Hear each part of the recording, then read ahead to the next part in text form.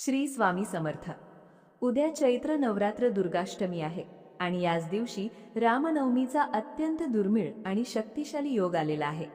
वर्षातून एकदाच येणारी ही तिथी जर तुम्ही साध्या दिवसासारखी घालवली तर तुमच्या आयुष्यातील अनेक अडचणी तशाच राहू शकतात. कारण हा दिवस केवळ पूजा करण्यापुरता मर्यादित नाही, तर पैसा वाढण्यासाठी, आलेला पैसा टिकवण्यासाठी, कर्जातून मुक्ती मिळवण्यासाठी आणि करिअरमध्ये योग्य निर्णय घेण्यासाठी अत्यंत महत्त्वाचा मानला जातो. अनेक लोक दिवस रात्र मेहनत करतात, पण तरीही त्यांच्या हातात पैसा राहत नाही. काही जण चांगली कमाई करतात, पण अचानक खर्च, चुकीचे आर्थिक निर्णय किंवा सतत येणाऱ्या अडचणींमुळे त्यांची बचत होत नाही. काहींचा व्यवसाय पुढे सरकत नाही, तर काहींच्या नोकरीमध्ये प्रगती थांबलेली असते. जर तुमच्याही आयुष्यात असं काही घडत असेल तर हे केवळ नशिबाचं कारण नसतं. अनेक वेळा आपल्या जीवनातील ऊर्जा, विचारसरणी आणि निर्णय क्षमता यामध्ये असंतुलन निर्माण झालेलं असतं आणि अशा वेळी केवळ मेहनत करून उपयोग होत नाही, त्याला दैवी शक्तीची साथ मिळणं गरजेचं असतं. म्हणूनच उद्याची दुर्गाष्टमी आणि रामनवमी ही तिथी तुमच्यासाठी एक मोठी संधी आहे. या दिवशी योग्य पद्धतीने केलेली छोटीशी सेवा सुद्धा तुमच्या आयुष्यात सकारात्मक बदल घडवायला सुरुवात करते. आता या तिथीचं महत्त्व नीट समजून घेणं खूप गरजेचं आहे. दुर्गाष्टमीची तिथी 25 मार्च दुपारी 1:50 सुरू होते आणि 26 मार्च सकाळी 11:48 राहते. त्यानंतर लगेच नवमी तिथी सुरू होते. आपण नेहमी उदय तिथीला महत्त्व देतो, म्हणजे सूर्योदयाच्या वेळी जी तिथी चालू असते तीच ग्राह्य धरली जाते. त्यामुळे 26 मार्चलाच दुर्गाष्टमी आणि रामनवमी दोन्ही साजऱ्या केल्या जातात. याचा अर्थ असा की या एका दिवशी देवीची कृपा आणि प्रभू श्रीरामांचा आशीर्वाद एकत्र मिळण्याची संधी आपल्याला मिळते. हा योग साधा नाही आणि म्हणूनच या दिवशी केलेली सेवा अनेक पटींनी फळ देते असं मानलं जातं. नवरात्रीतील अष्टमी ही तिथी देवीच्या शक्तीचं प्रतीक आहे. या दिवशी कुलदेवीची सेवा, तिचा सन्मान आणि तिच्या चरणी प्रार्थना केल्याने घरातील नकारात्मक ऊर्जा कमी होते आणि सकारात्मक ऊर्जा वाढते. जे लोक श्रद्धेने नवरात्रीमध्ये पूजा करतात त्यांच्या आयुष्यातील अडथळे हळूहळू दूर होऊ लागतात. घरात अन्नधान्याची कमतरता राहत नाही आणि सर्वात महत्त्वाचं म्हणजे लक्ष्मीचा स्थिर वास निर्माण होतो. पण फक्त पूजा करून थांबणं पुरेसं नाही. या दिवशी काही विशिष्ट उपाय केले तर त्याचा परिणाम आपल्या आर्थिक स्थितीवर, विचारांवर आणि सवयींवर सुद्धा दिसू लागतो. आज मी तुम्हाला एक अत्यंत सोपा पण प्रभावी उपाय सांगणार आहे, 11 लवंगांचा. हा उपाय योग्य पद्धतीने आणि श्रद्धेने केला तर तुमच्या आयुष्यातील पैशांशी संबंधित अडचणी कमी होण्यास मदत होते. आलेला पैसा टिकायला सुरुवात होते, खर्चावर नियंत्रण येतं आणि हळूहळू योग्य निर्णय घेण्याची सवय तयार होते. हा उपाय तुम्ही 26 मार्चला सकाळी 12 वाजण्याच्या आत करू शकता किंवा 25 मार्चला दुपारी 2 नंतरही करू शकता. वेळेचं महत्त्व इथे खूप आहे, कारण योग्य वेळेत केलेली सेवा अधिक परिणामकारक ठरते. दुर्गाष्टमीचा दिवस हा लक्ष्मी प्राप्तीसाठी, कुटुंबाच्या प्रगतीसाठी आणि आयुष्यात स्थिरता आणण्यासाठी खूप महत्त्वाचा मानला जातो. या दिवशी साक्षात देवीची कृपा पृथ्वीवर सक्रिय असते असं मानलं जातं. जेव्हा आपण श्रद्धेने काही उपाय करतो तेव्हा ती कृपा आपल्या घरात, आपल्या कामात आणि आपल्या निर्णयांमध्ये जाणवायला लागते. आणि म्हणूनच जर तुम्हाला तुमच्या आयुष्यात पैसा, यश आणि समाधान या तिन्ही गोष्टी हव्या असतील तर हा दिवस वाया जाऊ देऊ नका. आता या दिवशी करायचा सर्वात प्रभावी आणि सोपा उपाय समजून घ्या, कारण हा उपाय योग्य पद्धतीने केला तर त्याचा परिणाम तुमच्या घरात आणि आयुष्यात नक्की जाणवतो. या उपायासाठी तुम्हाला 11 लवंगा लागणार आहेत. पण इथे एक गोष्ट खूप महत्त्वाची आहे. लवंगा घेताना त्या तुटलेल्या, खराब किंवा फूल नसलेल्या नसाव्यात. पूर्ण आणि अखंड लवंगा घ्यायच्या आहेत, कारण आपण जसं अर्पण करतो तसंच फळ आपल्याला मिळतं. सर्वप्रथम तुम्ही तुमच्या देवघरात स्वच्छता करून घ्या. एक दिवा लावा, शक्य असेल तर तुपाचा दिवा लावा, नाहीतर तेलाचा दिवा लावला तरी चालेल. धूप, अगरबत्ती लावून वातावरण प्रसन्न करा. यानंतर तुम्ही शांतपणे बसा आणि तुमच्या मनात चाललेले विचार थोडे स्थिर करा, कारण हा उपाय फक्त कृती नाही तर भावना आणि श्रद्धा यांचे एकत्रित रूप आहे. आता उजव्या हातात एक लवंग घ्या. त्या लवंगेकडे बघून मनात तुमच्या इच्छा, अडचणी आणि उद्दिष्ट स्पष्ट करा. त्यानंतर एकदा महालक्ष्मी अष्टक म्हणा आणि ती लवंग तुमच्या कुलदेवीच्या चरणी अर्पण करा. अर्पण करताना लक्षात ठेवा, लवंगाचं फूल देवीकडे आणि देठ तुमच्याकडे राहील अशा पद्धतीने अर्पण करायचं आहे. याच पद्धतीने प्रत्येक वेळेला एक लवंग घ्यायची, एकदा महालक्ष्मी अष्टक म्हणायचं आणि ती लवंग अर्पण करायची. अशा प्रकारे 11 वेळा ही प्रक्रिया पूर्ण करायची आहे. इथे खूप लोक एक मोठी चूक करतात. ते सर्व लवंगा एकत्र हातात घेतात आणि एकदाच मंत्र म्हणतात. पण असं केल्याने प्रत्येक लवंगेला दिला जाणारा मान आणि ऊर्जा कमी होते. प्रत्येक लवंग ही एक संकल्पासारखी असते. त्यामुळे प्रत्येक वेळेला वेगळं अर्पण करणं खूप महत्त्वाचं आहे. हा उपाय करताना घाई करू नका. शांतपणे मनापासून करा. कारण ज्या गोष्टी श्रद्धेने केल्या जातात त्यांचं फळ नक्की मिळतं.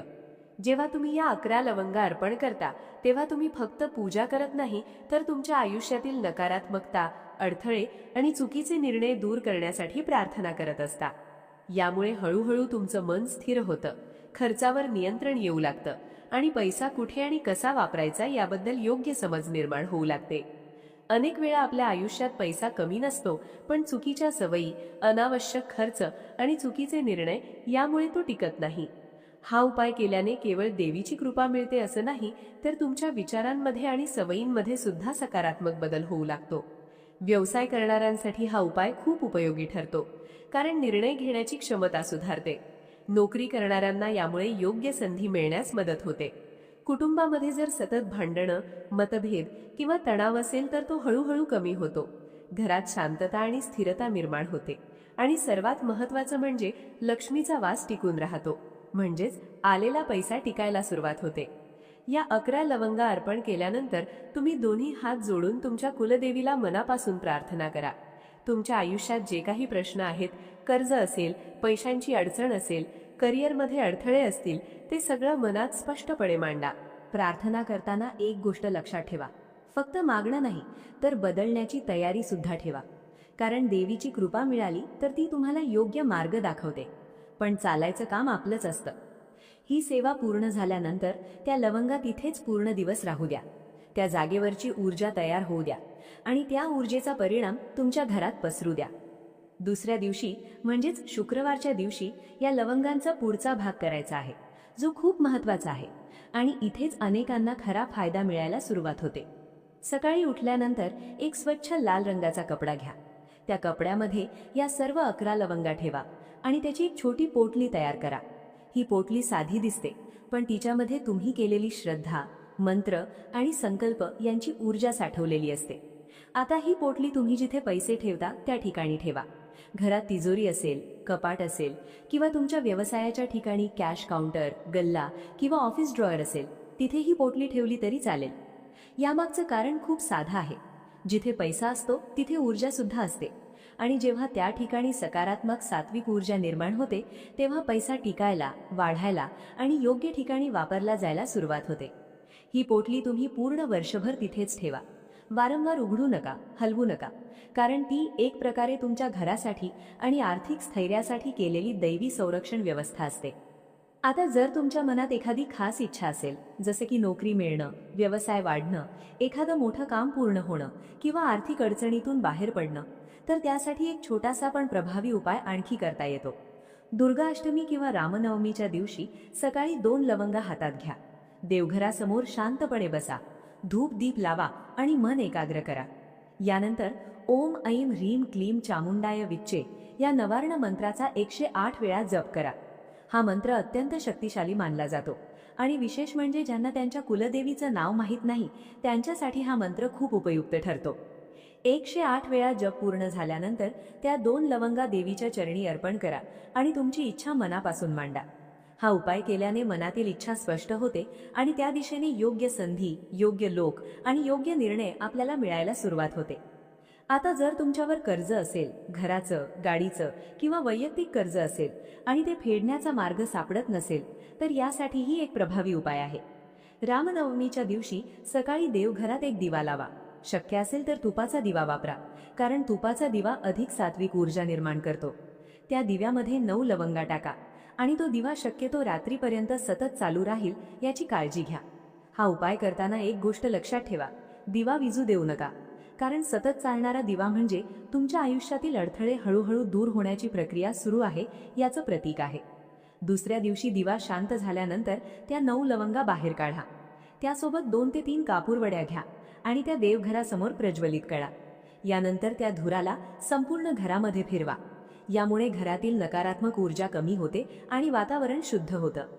याचा परिणाम असा होतो की घरातील तणाव कमी होतो, विचार स्पष्ट होतात आणि आर्थिक निर्णय अधिक योग्य पद्धतीने घेतले जातात. अनेक वेळा कर्ज फेडण्यासाठी फक्त पैसा पुरेसा नसतो, तर योग्य विचार, योग्य नियोजन आणि योग्य संधी सुद्धा लागतात. हे उपाय त्या तिन्ही गोष्टींना हळूहळू संतुलित करायला मदत करतात. जर तुमच्या घराच्या मुख्य दरवाजावर 64 योगिनी यंत्र असेल तर या दिवशी ते काढून स्वच्छ करा.